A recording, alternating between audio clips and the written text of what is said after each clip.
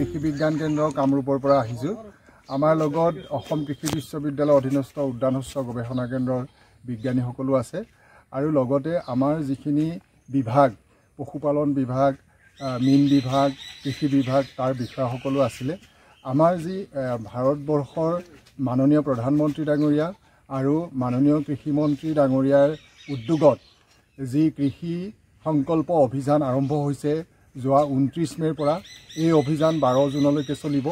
আৰু আমি কৃষকৰ পথাৰত গাঁৱে গাঁৱে এনেকৈ অভিযান আৰম্ভ কৰিছোঁ আৰু এই অভিযানে কৃষি বিজ্ঞানী বিষয়া আৰু কৃষকৰ মাজত যি অন্তৰংগ আলাপ আৰু সেই আলাপৰ যোগেদি কৃষকৰ আশাবিলাক দূৰ কৰাৰ এক সুন্দৰ প্ৰচেষ্টা।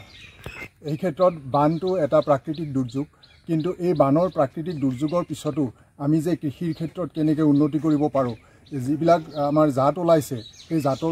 জাতবিলাক আমি বানৰ পিছত কি জাত কৰিব পাৰোঁ, বানৰ আগত কি জাত কৰিব পাৰোঁ, এই ধৰণৰ সম্যক জ্ঞান দিয়াৰ কাৰণে আমাৰ এই অভিযান আৰম্ভ হৈছে।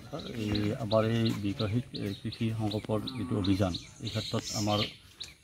কৃষি বিভাগৰ পৰা তথা আমাৰ কৃষি বিজ্ঞান কেন্দ্ৰৰ পৰা যিটো আমাৰ অনুষ্ঠান কৰিছোঁ মাননীয় প্ৰধানমন্ত্ৰীৰ নেতৃত্বত, আমাৰ মন্ত্ৰী আমাৰ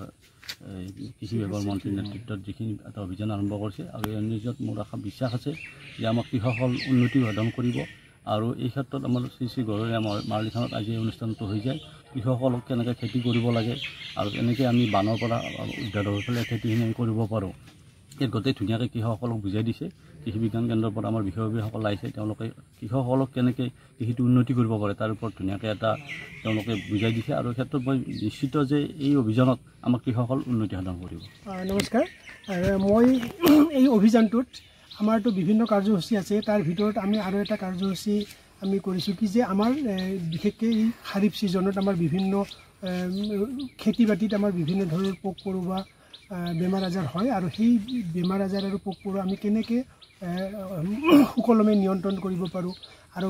কোনবিলাক ঔষধে আমাৰ কম ক্ষতি কৰে আৰু আমি কেনেকৈ আমি ঔষধৰ প্ৰয়োগটো আমি কমাব পাৰোঁ কিন্তু আমি পোক পৰুৱা বা বেমাৰ আজাৰ আমি নিয়ন্ত্ৰণ কৰিব পাৰোঁ, সেই বিষয়ে আমি ইয়াত সাম্যকভাৱে আলোচনা কৰিছোঁ।